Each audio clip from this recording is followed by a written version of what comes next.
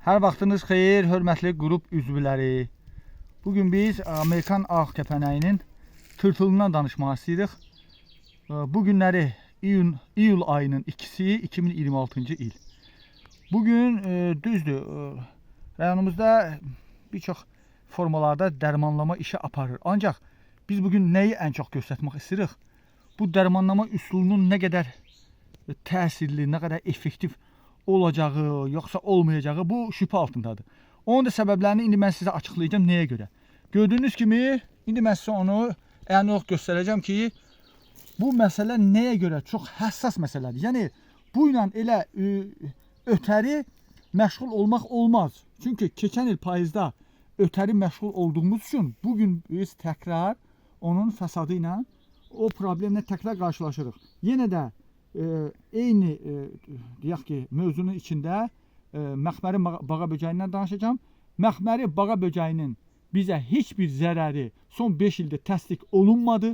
Heç bir zərərinin biz bu ilki fındıqların hal-hazırdakı vəziyyətində tam əmin olduq ki, məxməri mərmər böcəyinin bizə zərəri 3-4%'dir.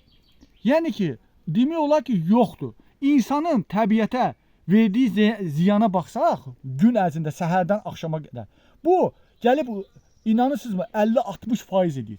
İnsan olaraq bizim təbiətə vurduğumuz zərər. Mən onu da xırdalıqlara getmirəm. Ancaq məxməri mərmər böcəyinin zərərini biz görmədik. Bugün məxməri mərmər böcəyi Zaqatala rayonunda demək olar ki, yoxdur. Aşağı Tala kəndində vahşi yoxdur. Müşahidə eləmirik. Ancaq eynən 5 il ərzində olan müəyyən fəsadlar, hansı ki, fındıq çürüklüğü, yanıqlığı və yaxud da hər hansı bir, yəni onun bizə fəsadı deyə göstərilənlər təkrar var, məxməri mərmər böcəyi yoxdur. Neysə, keçək indi bu tırtıllara. Bax, gördüyünüz kimi, dəyərli izləyicilər, baxın, bu tırtıl necə bir mühafizə sistemi qurur.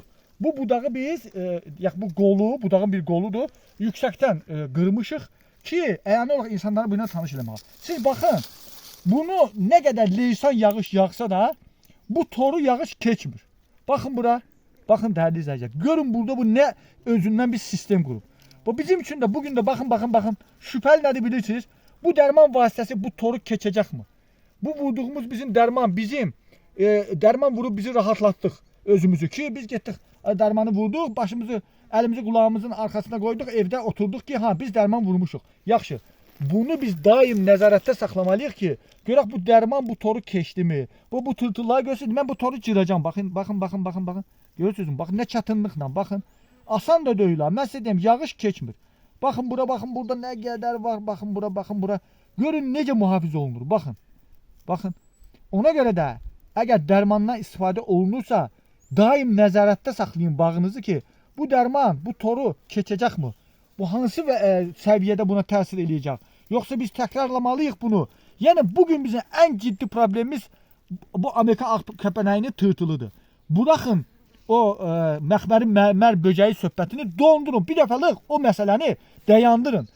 Yəni, o məsələ bizə daim zərər gətirdi. Çünki onun ümumi zərərini görmədik, ancaq boş yerə dərman vuraraq daha da gördünüzmü, ikinci fəsadın baş verməsini müşahidə elədik. Hansı ki, o dərmanlar sayəsində bəlkə də biz bunun təbii düşmənlərini məhv elədik. Bugün bu ilə qarşılaşırıq. Sabah başqa birisi ilə qarşılaşacağıq. Buna görə də bugün bunun elə bir dərman vasitələrindən, elə bir təsirli, deyək ki, effektiv təsir qüvvələrinə əl atmalıyıq ki, ikinci, üçüncü, dördüncü fəsadlarla qarşılaşmayaq. Məndən bu qədər, mən əsas bugün vurğulamaq istədiyim o idi ki, baxın bu dərəcə, bu toru nə yağış keçmir, nə rahatlıqla hər hansı bir təsir etdiyimiz təqdirdə ona zərər vura bilmirik. Yalnız bu toru biz cırmalıyıq. Və yaxud da hansısa bir dərman olmalıdır. Baxın bura o qədər effektiv olmalıdır ki, bu torun içində bunu məhv edir, etmir. Bu da sual altındadır və dərman vuran hər kəsə üzümü tutmam ki, daim bağınızı nəzarətdə saxlayın. Ki, gedin baxın, görün 3 gündən, 4 gündən bu dərman nə qədər effekt göstərdi. Baxın bura, baxın. Əllə, zorla cırmasam, bu cırılmır. Belə dəyərli izləyicilər, məndən bu qədər. Əlavə şərhlərdə sualı olan şərhlərə yazsın. Belə.